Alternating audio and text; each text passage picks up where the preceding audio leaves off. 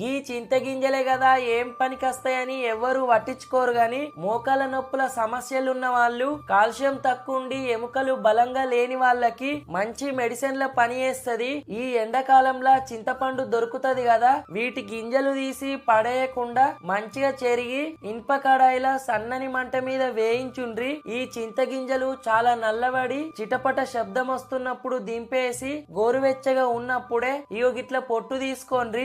ఈ చింతగింజలల్లా ఎముకలకి బలాన్ని ఇచ్చే కాల్షియము, మెగ్నీషియము పుష్కలంగా ఉంటాయి. వీటిని పొట్టు తీసి మంచిగా చెరిగి ఈ గింజలని ఏదైనా డబ్బాలో నిల్వ చేసుకుంటే మస్తు రోజులు నిల్వ ఉంటాయి. రోజుకి 1 లేదా 2 గింజలు చప్పరిచ్చి తినచ్చు. లేదంటే ఇంకొంచెం ఓపికంటే రోట్లో వేసి మెత్తగా దంచుకొని పొడి చేసుకోవాలి. ఈ చింతగింజలు అంత తొందరగా పొడి కావు, కొంచెం ఓపికతో చేసుకోవాలి. రోజుకి 1 పావు చెంచా పొడిని తీసుకొని 1 గ్లాసెడు పాలల్లో లేదా గోరువెచ్చని నీళ్ళల్లో కలిపి తాగొచ్చు. రుచి కోసం బెల్లం లేదా తేనె కూడా కలుపుకోవచ్చు. మన పెద్దవాళ్ళు పాతకాలంలో అయితే ఇవి వేయించి పొట్టు తీసి దాసబెట్టుకొని టైంపాస్ కోసం అప్పుడు